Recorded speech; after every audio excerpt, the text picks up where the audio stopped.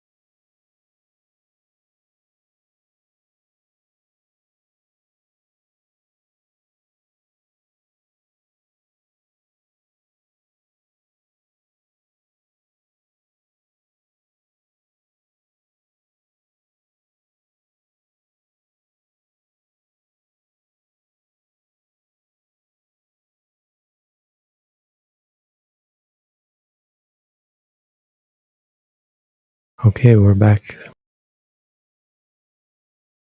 Start with the Q&A portion.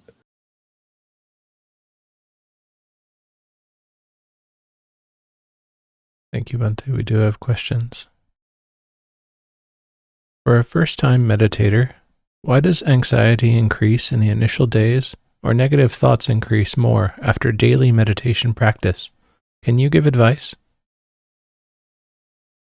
Well, that's not always the case, but that certainly can be the case. It's not uncommon for that to happen. The reason is pretty simple, though not obvious. So we have bad habits. Those aren't created as a result of meditation, not really. But we also have defense mechanisms. We have ways of dealing with these. So suppose you have an anger issue. Suppose you're prone to anger, as most people are. You have ways of coping with your anger. Ordinary anger, we have ways of coping with it. Or let's say boredom, which is a kind of anger. There's many kinds of disliking mind states. So suppose you have boredom. Well, what do? You find something to entertain yourself. The thing about meditation is you prevent that. You stop yourself from engaging in the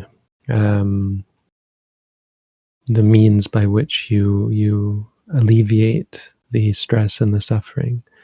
So it's similar. It's the same thing as someone who has a drug habit going through withdrawal, and that's basically what it is, because the enjoyable states produce drugs in the brain, chemicals in the brain, which are just drugs in the end, and so you're being made to go without those.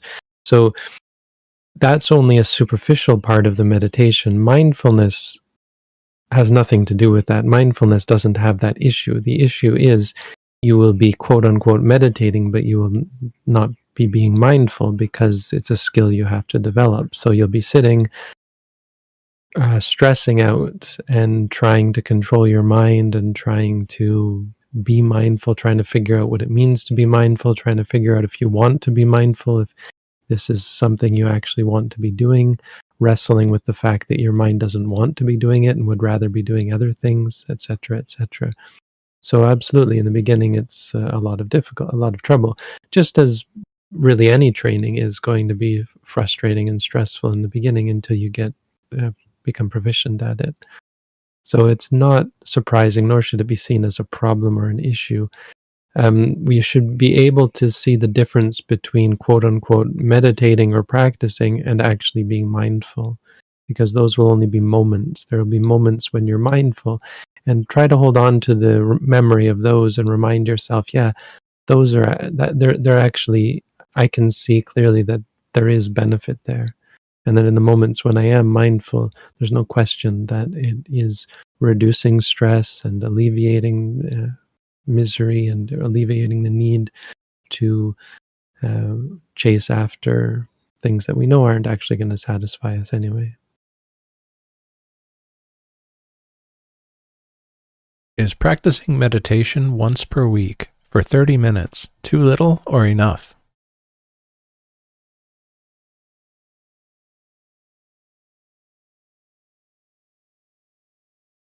Oh no, it should be once per day. You don't have to commit to 30 minutes per day, though that's probably a good minimum for a beginner. To do our at-home course, you have to be doing at least an hour a day. But if you're not practicing every day, you can't really be considered to be meditating. That's what I would say.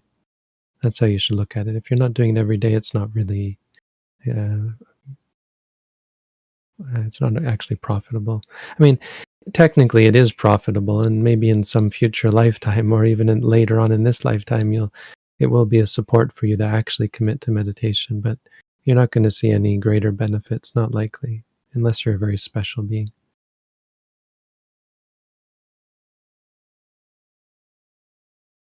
I built a habit of jumping around too much in meditation. I fall back into it easily, and I have this idea that it has to be difficult, and I have to be 100% single-pointed and perfect. How can I break this? Well, asking how you can break it is really just perpetuating the base problem, which is this of trying to control. Well, no, that's not the only problem you have, but that is, I mean, that's just as much a problem as the habit of jumping around. So you shouldn't be asking how to break it. The real answer is pretty simple. You should try and be mindful of it. So you saying I have to be something, what that's showing is there's a state of mind, a desire to be something. You have this idea, so okay, that's an idea that arises in the mind. Take that as an object. Don't make it out to be, don't let it become a boogeyman, something that you're scared of, something that you're reactionary towards. Those ideas arise, the belief that you have to be such and such, that belief arises. Those are just experiences. They can be taken as objects of mindfulness. The other thing about habits is don't be discouraged by the fact that they keep coming back. The fact that something keeps coming back doesn't mean that you're ineffective or you're helpless against it. It just means it's not under your control. So you have to change the way you approach the quote-unquote problem. Instead of trying to fix it, try to understand it. And if you're going to understand something, the fact that it comes back is actually a boon. It's actually beneficial. So don't be discouraged by it. Be ready for it and be encouraged by the fact that you have the capacity through the skill of being mindful to confront it rather than try to chase it away or break it or something like that.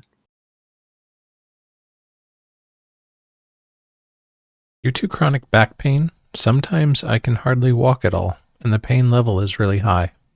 Should I still do walking meditation then, or double the duration of the sitting meditation? So pain is a valuable meditation object. Becoming enlightened, they say there are four ways that are four sort of surefire ways to become enlightened, ways that people are prone to become enlightened. One is through changing the postures. So if you're sitting a lot, doing walking meditation can be very beneficial. If you're walking around a lot, sitting down, sometimes just that's all you need. And if you're really stressed out, lying down can sometimes lead to enlightenment. The second one is illness. So people who are very sick the sickness can, of course, help them to let go because they are confronted with a suffering that they're not able to fix. And so they have to change their perspective. Ordinarily, we have a hard time letting go of this idea of trying to fix everything, and that perspective, that methodology is harmful because it creates expectations and it creates stress when things don't work, when you're not able to fix things, and so on. It's just not an enlightening way of behaving. But when you have great sickness, it can be a real catalyst for letting go, because your sickness is what they call sabhava dukkha. It's suffering that you can't just get rid of. You can't just wave away. Illness is there, and you either let go or you don't. There's not a third option of fixing it. And the third is Vedana, is pain. So some people who are in such great chronic pain is a good example, because it's such an object of attachment. Letting go of that can be a very powerful experience, enough to create clarity and enlightenment. And the fourth is death, giving up your life. You don't have to die necessarily, but letting go of fear of death, in the face of death. Some people who are confronted with death have a near-death experience or something. It can be quite enlightening as well. So those are the four really common, outstanding or standout ways of becoming enlightened, and pain is one of them. So be aware of that. Pain isn't a problem in mindfulness practice at all, in any way. But practically speaking, especially for a beginner, it's not shameful to take a step back, to retreat. Just understand that you're retreating and you're going to eventually have to confront it. Take that perspective that you're not going to fix things by running away from it. But if you can't take it, don't be ashamed to step back a little bit. And if you can't do so much walking, that's fine. But be confident and comforted by the fact that pain can be a great teacher, and absolutely do the walking through the pain. It can be a very don't walk, but stand when you feel the pain. Just stand still and note it in a standing position. If and when it goes away, or after a long time it doesn't go away, but you're more blasé about it, then you can just go back to walking anyway.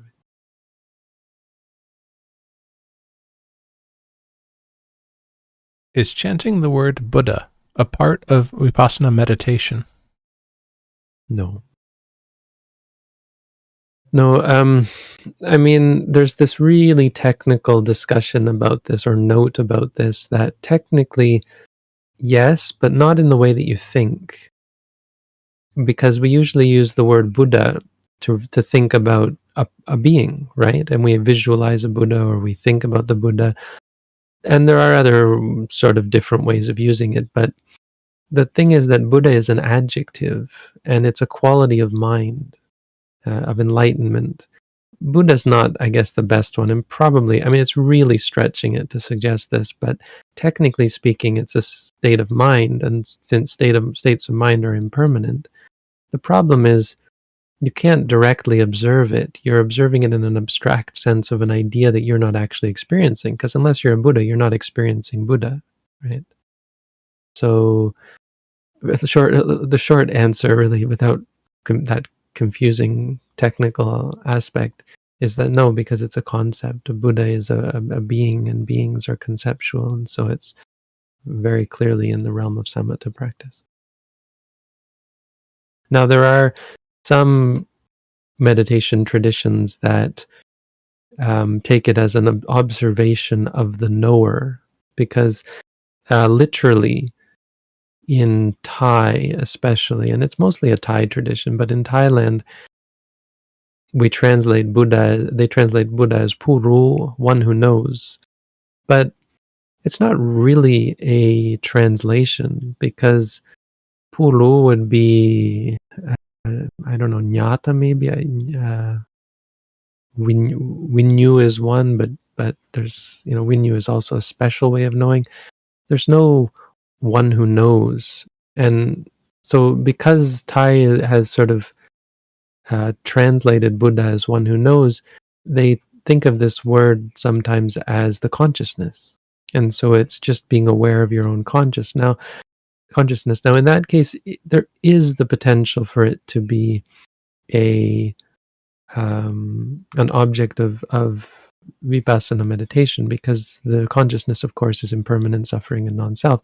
The problem is the use of the word Buddha is confusing, because anyone who uses it is only using it because of its relationship to the Buddha, a being, or to the state of enlightenment, which is what it actually means. Buddha is one who doesn't just know, one who is awake, literally one who is awake, because Bhuj, the root Bhuj, in regards to being awake.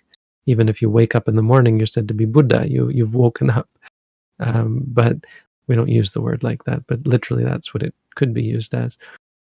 It could also mean one who has gained Bodhi, which is a state of enlightenment. I mean, I don't know. It's literally awakened. It certainly doesn't mean one who knows, not literally.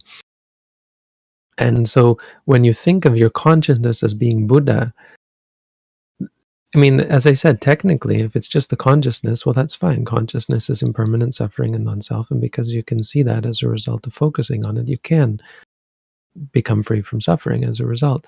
But the writings about it seem to go the other direction, and seem to think of it as some kind of special thing, consciousness as some kind of non-impermanent entity. And so I think at the very least it's dangerous. I wouldn't recommend using it. There's absolutely no reason to use that word, because that's not ever how it's used in the tradition, to refer to one's consciousness. Buddha is always referring to something to do with enlightenment, and that's how it should be used if you're going to follow the tradition. And there may be something that I'm missing about all of that, and I certainly don't want to stress any kind of criticism of other traditions, but just point out that some people do use it in certain ways. But I do get my sense is that they get on the wrong track as a result. It doesn't instill confidence in my mind hearing what they say about their practice and the results of their practice. I have free time all day long. I feel a sense of emergency to practice intensively, yet I keep myself busy with futile things because I know what I will have to face will be very unpleasant. Do you have any advice? Well, you really have to, as a part of your practice, confront the things that you use to divert yourself from the practice, whether they be enjoyable things or whether they be, I mean, probably you're talking about enjoyable things, pleasant things, right? Because facing the practice would be unpleasant, I guess, I think is what you're saying, and that makes sense. But the things that you find very pleasant are actually stressful. They're actually a cause for sickness. They're a cause for suffering. And so becoming more familiar with that will help. To some extent, you just have to do it. The other thing is that you just have to do it. So finding a community, finding peers who also practice, getting support for the practice is really essential. The Buddha said it's all of it. It's everything.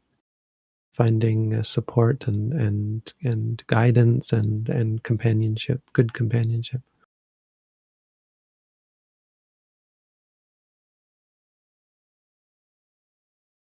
I benefit each time I do walking and sitting practice, but still face difficulty in sticking with a daily practice and often go weeks without practicing mindfulness. Do you have any advice? Just carry on. Again, finding a community will help it to become more continuous, more constant. But um, be encouraged by the fact that you are meditating and just work on it. If you go weeks without, well, the good part of that I'm hearing is that you come back to it. So I'm happy to hear that you're doing some meditation. It's not enough. Again, if you're not doing a daily practice, you're not really meditating, but you can always come back to it and work at it. Again, one thing that we're doing as a community now, we're trying to do, and it's slow, but hopefully something will come of it, is we're trying to set up a sort of support group for people setting up support groups. So if you want to set up some group in your area, or if you're doing something in your area, we're setting up a group to meet once a month on our Discord server to talk and to encourage and to support and offer advice and maybe even some kind of teaching for people out there who are trying to keep things going in their area.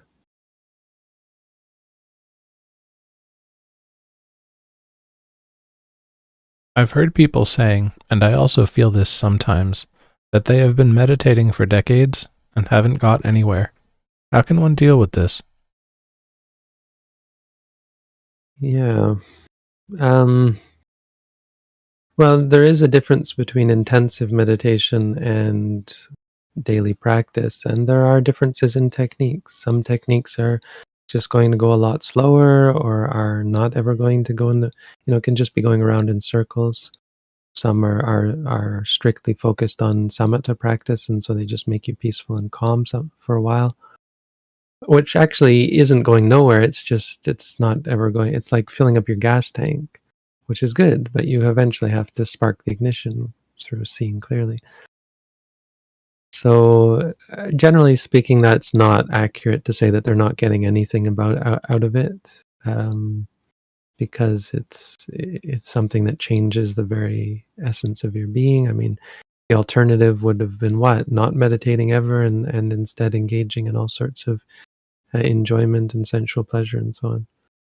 So, on the one hand, it can be a sort of over expectation and the underwhelming. It's an underappreciation of the benefits of mindfulness. But again, often they aren't being mindful, and many of those people, I would say, are not practicing in this tradition, and certainly not practicing intensively. It's pretty hard to practice this tradition intensively and not learn something, not understand yourself better.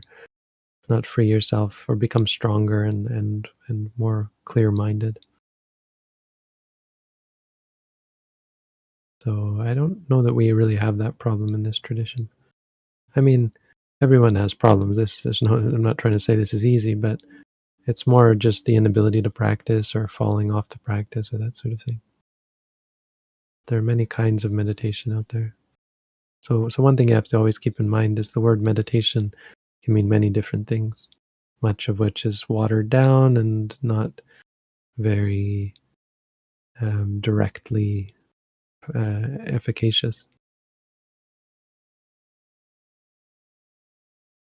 During meditation, how do you approach noting an emotion when you are not clear of what it is you are feeling?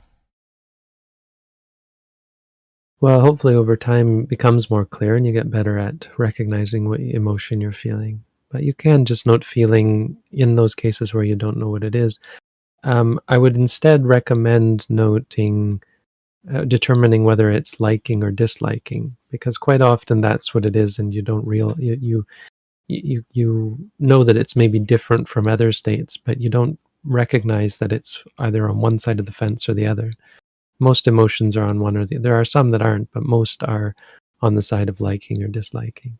So the exceptions are things like worry, restlessness, if you want to call that an emotion. Um, but pretty much everything else, like even fear, is a kind of a disliking involved with it, boredom, etc., depression. If you can't recognize quite what it is, ask yourself, is it a liking or a disliking? Because usually it's one or the other. Otherwise, if you don't know what it is, you can also note the confused state. Anything that you're able to note clearly when you know that you are confused, that creates clarity when you say confused, confused, and that will help you better pinpoint and recognize what you're actually experiencing. I hear the constant noise of a highway. Should I continually note that, even if I can't return to the rising and falling of the stomach? No, those kind of things only note them if it's the kind of thing that's going to create irritation. If it's something that you feel like you would react to, then stay with it until it goes away or until you've had enough and you're more blasé about it. But do stay with it for some time if that's the case. Otherwise, just note it when you notice it, and then go back to the rising, falling. Note it a few times. I have schizophrenia, and I am on medication. I practice your Vipassana technique. Can I still progress, if not still so quickly? I may have a problem seeing a rising and ceasing of experience. Yeah, I think medication doesn't completely prevent you from seeing clearly, but it does inhibit it greatly. So be aware of that. It's going to be slower, but it's not futile. It's just more of a challenge. So a part of your practice will eventually have to be weaning yourself off the medication and learning how to confront schizophrenia, confront the paranoia and confront the hallucinations, and be able to see the difference, that things that you see and hear and even think are not the same, not equivalent to the paranoia that you feel about them, or the reactions, or if it's paranoid schizophrenia, or if it's just make you sad or afraid or angry or whatever. They're not the same. They're not one and the same. They are distinct, and being able to note them independently. So eventually, that's I mean, whether a schizophrenic in general is able to do that, or whether it's asking too much, I don't know. I'm not offering you advice or telling you what to do, but just saying that it's going to prevent you because you're avoiding the mind states using the medication.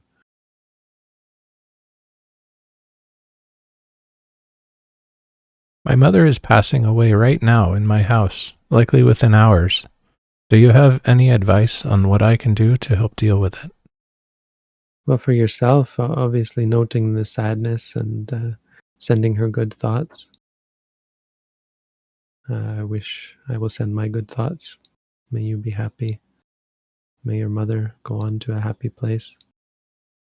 Make sure you're there with her, reassuring her that you are at peace and that you can she can let you go, and helping her to stay present. Try if you can to not push drugs on her, if that has any part in it. Try and help her to have a clear state of mind when she passes.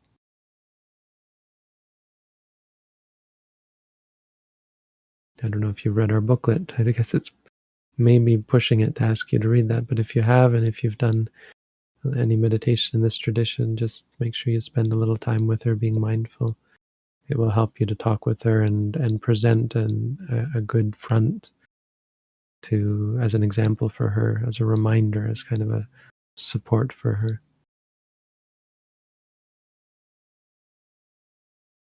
Dying is a part of life.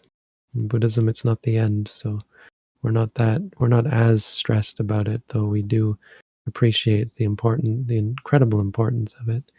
It isn't the end of the world. It's just important to have the right frame of mind.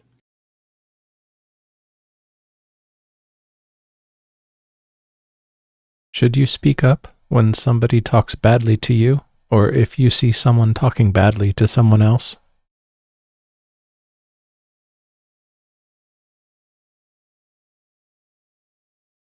I mean, it's not as much as you might think, I would say. You should speak when it's appropriate to speak on a subject that it's appropriate to speak on. And someone talking badly to someone else isn't a major factor. Someone hurting someone else isn't really a cause to intervene. You have to have some part in it. Like, I mean, if it's happening, if there's physical violence happening right next to you, then you physically have a part in it, and you can get in the way or hold someone back or something. I think that's actually quite Buddhist to do. But if it's, say, just verbal and it's between two family members, and, for example, you're not a part of that family, then you don't have a part in it. But if you're a part of a family and two family members are engaged in a positive discussion or a negative discussion, a harmful discussion or a helpful discussion, then you do have a part in it, and you should take part in it.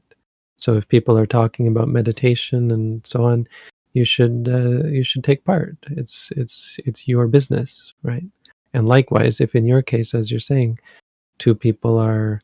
someone is talking bad to someone else, you can interject. Now, if it's to yourself, then it's much clearer. You are definitely involved, and the guideline that this Buddha sort of gave is to not stand up for yourself, but to speak up for yourself, to point out what is not true as being not true, to accept what is true as being true, to provide explanations for accusations when accused of something, to be able to explain your actions. But it's all contingent, really, on you staying calm and not speaking up, really, because, I mean, it's just that, yes, there's nothing wrong with saying speaking up, but usually that gives us the feeling, when we say that, of being defensive, of fighting back, which is not really considered helpful. I mean, Buddhism doesn't have a sense that that's the right response to anything. But there's some kind of, not even defense, but, providing wisdom, really, knowledge, truth, providing truth. Someone says something that's false, be clear. If it's your place to say, if it's about you or if it's about a family member, that sort of thing, be clear to state that that's not true. Like for monks, if someone says something about the Buddha, we don't defend the Buddha, we just say that's not true, and that's all. We have no need to defend the Buddha, we just speak. The Buddha said, don't speak in defense, just say what is true. If they say what is not true, just say that's not true.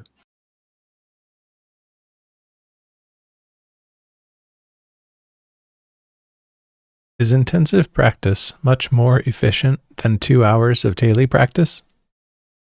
Yes. Yeah, because the rest of the hours of your day are then relegated to at best partial mindfulness or occasional mindfulness. I mean, even 2 hours of practice isn't actually saying as much as it might seem, because it sounds like you're saying 2 hours of being mindful constantly, which is never the case unless you're enlightened. So even within those 2 hours, are you actually being mindful? When you practice all day, not only is there more practice, but there's a greater capacity to improve because it's constant. And so each session builds on the next. So I mean, there's multiple beneficial aspects. The one is just the amount of it, right? And the lack of ability to do anything else, the lack of time to go and be unmindful. But the other is just the uh, the build up that comes from one session leading to the next.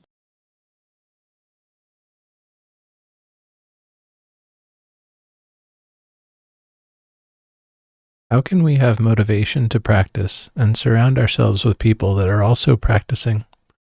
Especially here in Brazil, there are very few people that identify as Buddhists, and very few practice mindfulness.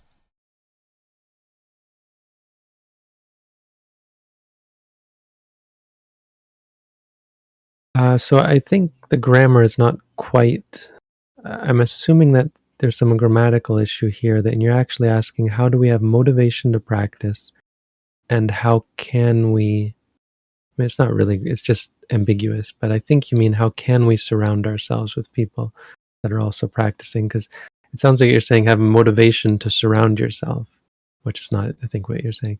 So surrounding yourselves with people that are also practicing is the answer to the first question. So the real question is, how do you surround yourself with people that are also practicing? And I assume that's what you're asking. But either way, I'll say that's how these two things relate. Motivation is really the best way, is surrounding or getting involved with the community and that sort of thing. So I can't help you in Brazil, obviously, but finding a way to do it without a community is just harder. So if you're absolutely not able to find other people interested in meditation, you just have to accept that it's going to be more of a challenge, and that can be okay. Just accept the challenge and accept the fact that you're going to progress slowly. Don't be too hard on yourself when you're not able to commit or not able to have great motivation, because it's hard when you're alone.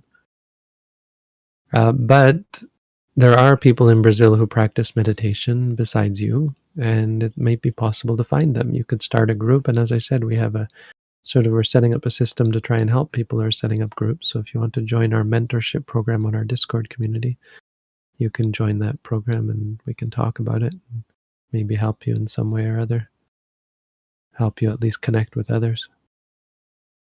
You can also just connect online with our Discord community. We have lots of people on our Discord server who talk about meditation and Buddhism, and there's volunteer meetings if you want to volunteer in the organization.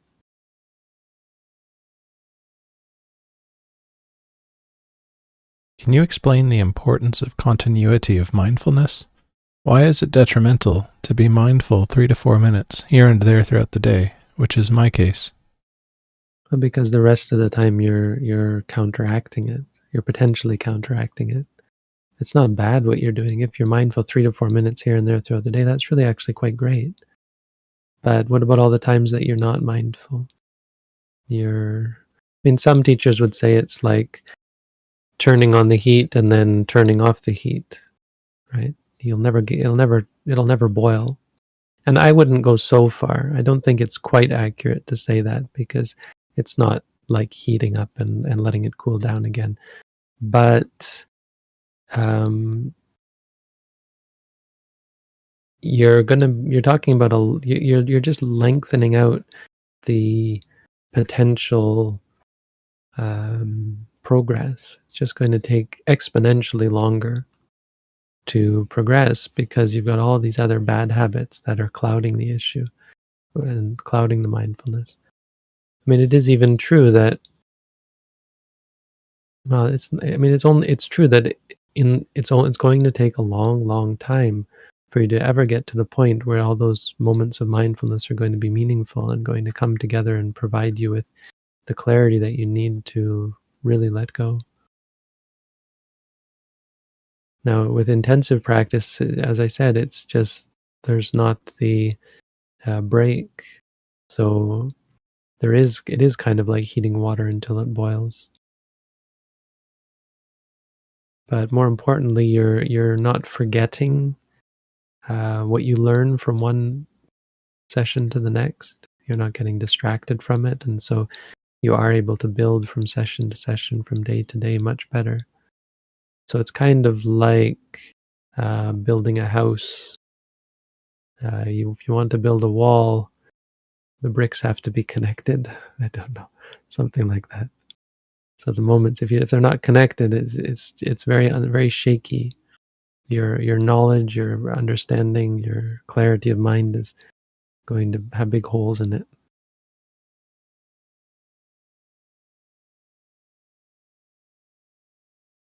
I want to be kind and build a relationship with my mother, but I get a somewhat cold reaction, which ruins my mindfulness, and I become emotional. I have decided to somewhat isolate from her. Is this skillful? I don't like the word skillful so much. I know people use it. Let's ask if it's wholesome. I like that word better personally. Skillful is too dry and it's not really, I don't think it's really accurate. Um,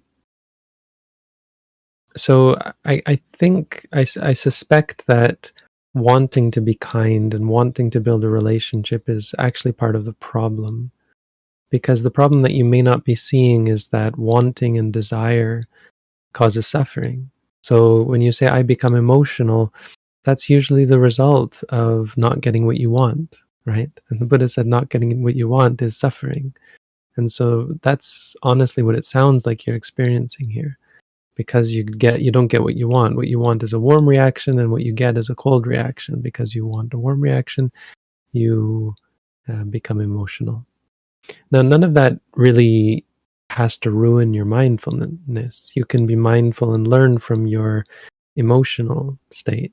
I mean, it's a very good object to see the reactions that arise, but it's also important to be mindful of the wanting, because the thing about that is behind the wanting there can be a perception, a belief that that is a good thing. And the belief that that is a good thing leads you to want it, right? It enforces the wanting. It prevents you from being objective about the wanting. Okay?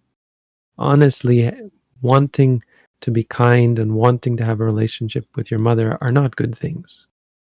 Uh, what I would say is that mindfulness is a good thing, and through the practice of mindfulness, you become more kind. You become more able to be kind without even really wanting to. You get a better sense that being kind is the right thing to do. And you don't concern yourself with your relationships with others. I mean, in the sense, you're not concerned with the state of your relationship. You are kind, you are thoughtful, you are mindful. And whether other people or not, you start to see that that's out of your control. You even start to see that some of your mind is at least temporarily out of your control. You can't just turn off your bad habits and bad emotions. And so you shouldn't expect for everything to be peachy keen, because on both sides you've got bad habits. So it's just a matter of learning to be mindful and learning to work through your own bad habits and give up your expectations of other people being free from their bad habits. So I don't think isolating from people is the answer. I think you should be able to see that that's just a knee-jerk react or a reaction to your reactions.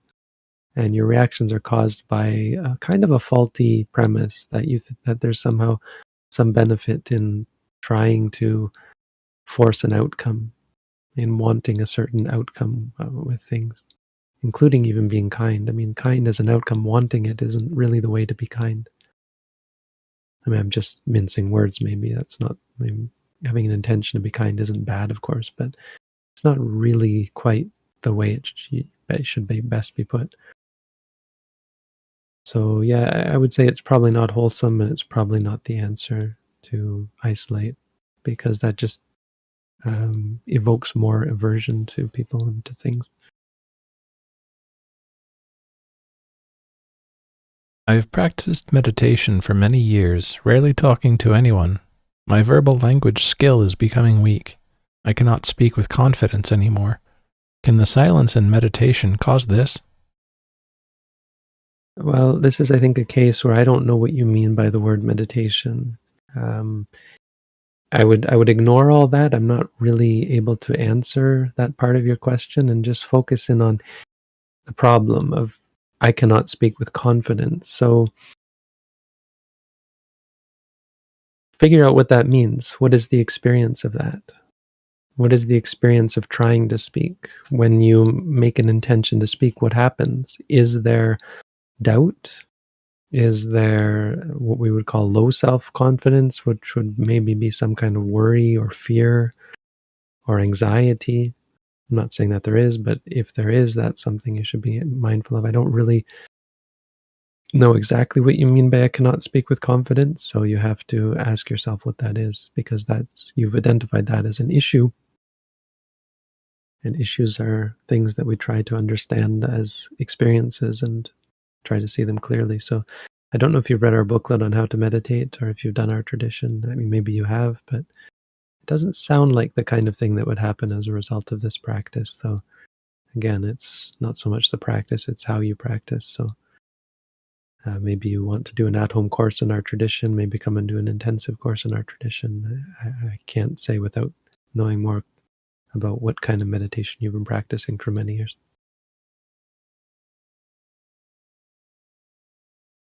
I notice many people have issues with the feeling that they are controlling their breath. I experienced that as a teenager, but not since I started formal meditation. Are there any important lessons there? I mean, it's a strange question because you don't have that problem. So, I mean, no, your question is, are there any important lessons? Well, don't worry about the past, I guess. I guess my sort of not very helpful answer, well, helpful but not very direct answer, is to not focus on the past, and certainly not focus on other people's issues.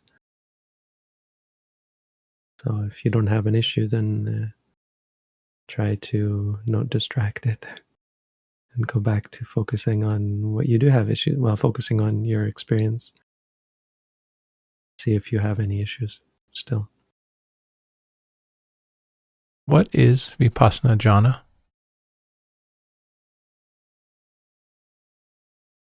Jhana means meditation. So Vipassana Jhana means Vipassana meditation.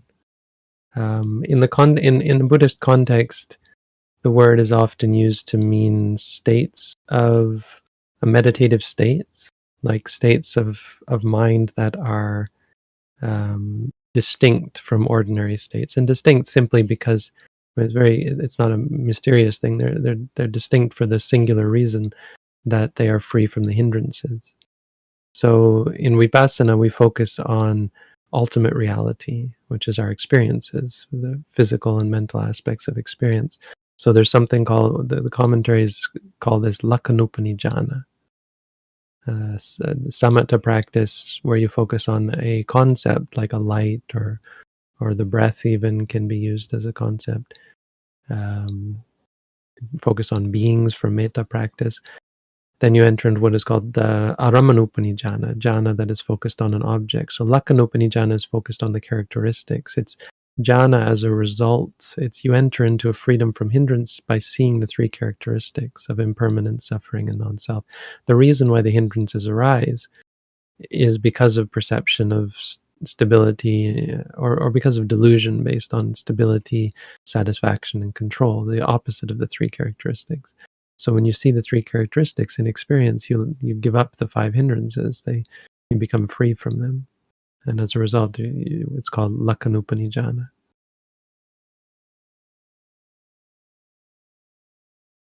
Until we've come to the end of the hour, that's all the questions we're prepared to ask today. Okay, good questions. Thank you all. Wish you all the best, everyone. Thank you, Chris and Jim. It's Jim, right? Jim's here. So Chris and Jim for your help. Have a good week, everyone. Sadhu. Sadhu.